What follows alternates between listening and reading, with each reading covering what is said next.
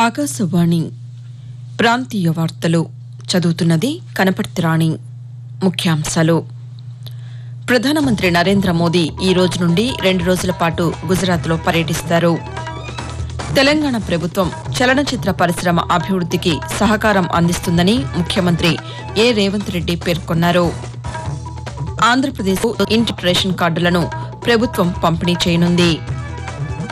క్రీడా రంగానికి ప్రాధాన్యతనిస్తూ ఆంధ్రప్రదేశ్ ప్రభుత్వం నూతన క్రీడా విధానాన్ని తీసుకువచ్చిందని ఆ శాఖ మంత్రి ఎం రాంప్రసాద్ రెడ్డి తెలిపారు. అర్హుల పింఛన్లను ఆంధ్రప్రదేశ్ పర్యాటక శాఖ మంత్రి కందుల దుర్గేష్ పేర్కొన్నారు. వార్తల వివరాలు. ప్రధానమంత్రి నరేంద్ర మోదీ ఈ రోజు నుండి 2 రోజుల పాటు గుజరాత్లో పర్యటిస్తారు. ఈ కాలం అహ్మదాబాద్లో 5,400 కోట్ల రూపాయలతో చేపడుతున్న బహుళ అభివృద్ది ప్రాజెక్టులను ప్రారంభిస్తారు.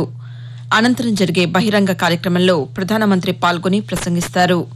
అలాగే రేపు ఉదయం అహ్మదాబాద్లోని హన్సల్పూర్ హైబ్రిడ్ బ్యాటరీ ఎలక్ట్రోడ్ల స్థానిక ఉత్పత్తి, బ్యాటరీ ఎలక్ట్రిక్ వాహన ఎగుమతులను ప్రారంభిస్తారు.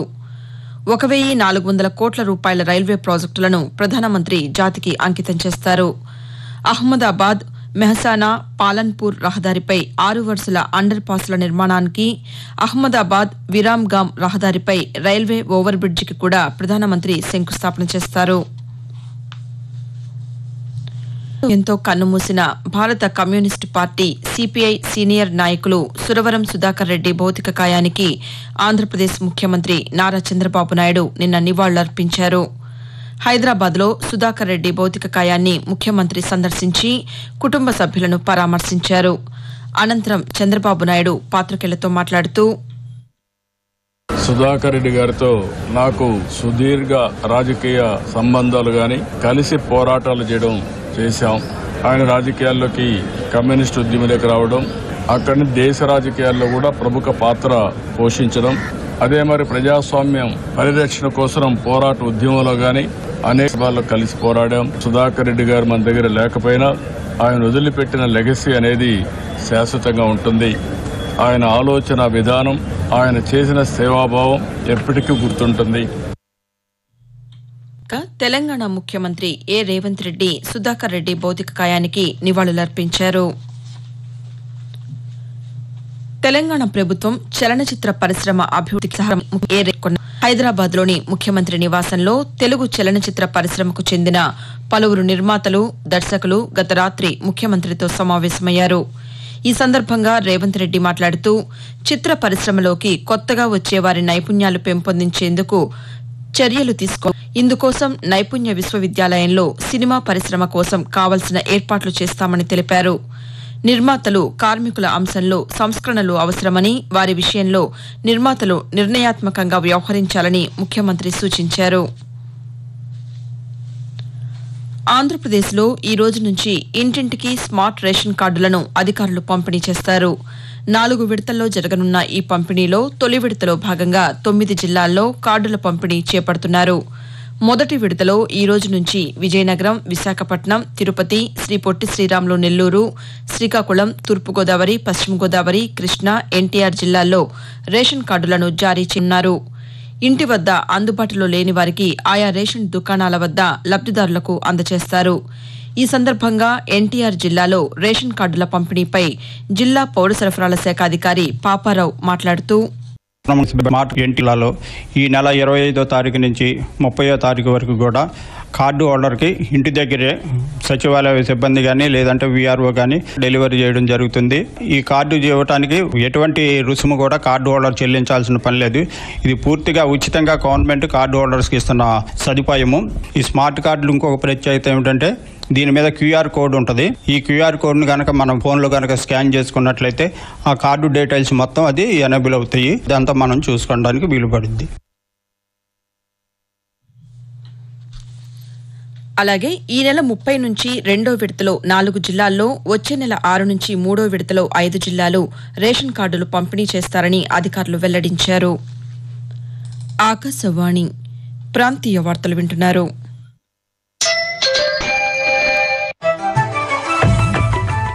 నిరంతర వార్తా విశేషాల కోసం ఆకాశవాణి సామాజిక మాధ్యమ వేదికలైన news on air YouTube channel ను, newsonair.gov.in వెబ్సైట్ ను, ట్విట్టర్ లో ఆల్ ఇండియా రేడియో న్యూస్ ను వీక్షించండి. తెలుగు ప్రాంతీయ వార్త ఆకాశవాణి న్యూస్ విజయవాడ మరియు Akashvani news Visakhapatnam YouTube channels ను వీక్షించండి.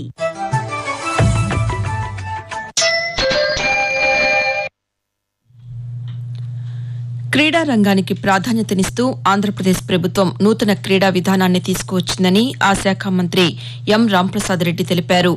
ఈ నెల 29న జాతీయ క్రీడా దినోత్సవాన్ని పురస్కరించుకుని రాష్ట క్రీడా ప్రాధికార సంస్థ తిరుపతిలో అమరావతి ఛాంపియన్షిప్ 2025 రాష్ట స్థాయి పోటీలు మంత్రి నిన్న ప్రారంభించారు. ఈ సందర్భంగా రాంప్రసాద్ రెడ్డి మాట్లాడుతూ ప్రభుత్వం ఏర్పాటైన 14 నెలల్లోనే క్రీడా పరంగా ఈ రాష్ట్రంలో ఎన్నో మార్పులు తీసుకురావడం జరిగింది. ఎప్పుడు ఏ రాష్ట్రానికి లేని విధంగా క్రీడా పాలసీని ఇక్కడ రూపకల్పన చేయడం జరిగింది. ఇన్ఫ్రాస్ట్రక్చర్ పరంగా ఉమ్మడి రాష్ట్రం విడిపోయిన తర్వాత ఆంధ్ర రాష్ట్రం ఇక్కడ అన్ని తీసుకొని రావాలని చెప్పి ముందుకెళ్తున్నాం. రాబోయే కాలంలో తిరుపతి కూడా ఒక క్రీడా హబ్ గా తయారైతుందని నేను విశ్వసిస్తున్నా.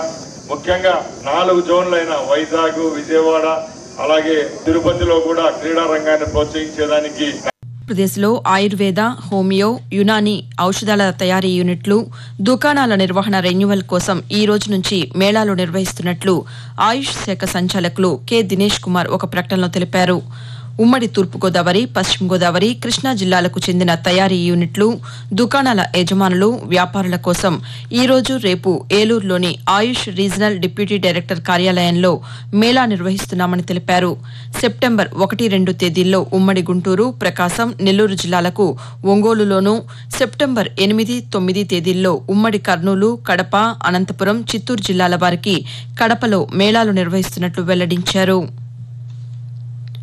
అర్హులైన ప్రతి ఒక్కరికి పారదర్శక విధానంలో పింఛన్లు అందించాలన్నదే ప్రభుత్వ లక్ష్యమని ఆంధ్రప్రదేశ్ పర్యాటక శాఖ మంత్రి కందుల దుర్గేష్ అన్నారు.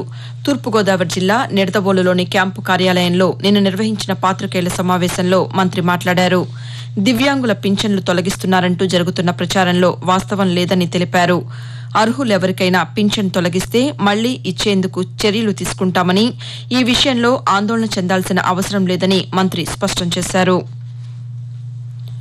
కెనడాలోని విన్నీపెగ్లో జరుగుతున్న ప్రపంచ యూత్ ఆర్చరీ ఛాంపియన్షిప్ 2025లో భారత్కు చెందిన శార్వరి సోమనాథ్ షిండే స్వర్ణ పతకాన్ని గెలుచుకుంది. 8 విభాగంలో నిన్న జరిగిన ఫైనల్స్లో దక్షిణ కొరియాకు చెందిన కిమ్ యవాన్ను 6-5 తేడాతో ఓడించింది.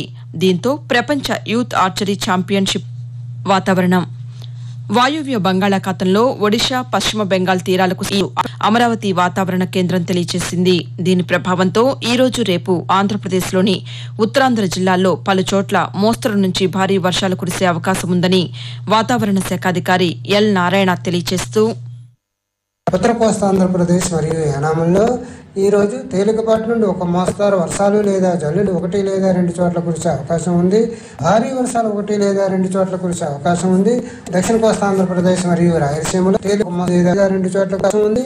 బలమైన గాలులు గంటకు 30 నుంచి 40 కిలోమీటర్ల వేగంతో వీచే అవకాశం ఉన్నది. మరోవైపు తెలంగాణలోనూ అల్పపీడన ప్రభావంతో అక్కడక్కడ మోస్తరు వర్షాలు కురిసే అవకాశం ఉందని హైదరాబాద్ వాతావరణ కేంద్రం తెలిపింది. ప్రాంతీయ వార్తలు ముగించే ముందు ముఖ్యాంశాలు మరోసారి. ప్రధానమంత్రి నరేంద్ర మోదీ ఈ రోజు నుండి 2 రోజుల పాటు గుజరాత్లో పర్యటిస్తారు. తెలంగాణ ప్రభుత్వం చలనచిత్ర పరిశ్రమ అభివృద్ధికి సహకారం అందిస్తుందని ముఖ్యమంత్రి ఏ రేవంత్ రెడ్డి పేర్కొన్నారు. ఆంధ్రప్రదేశ్లో ఈ రోజు నుంచి ఇంటింటికి స్మార్ట్ రేషన్ కార్డులను ప్రభుత్వం పంపిణీ చేయనుంది. ఆకాశవాణి ప్రాంతీయ వార్తలు ఇంతటితో సమాప్తం. తిరిగి 7 గంటల 5 నిమిషాలకు జాతీయ వార్తలు వింటారు.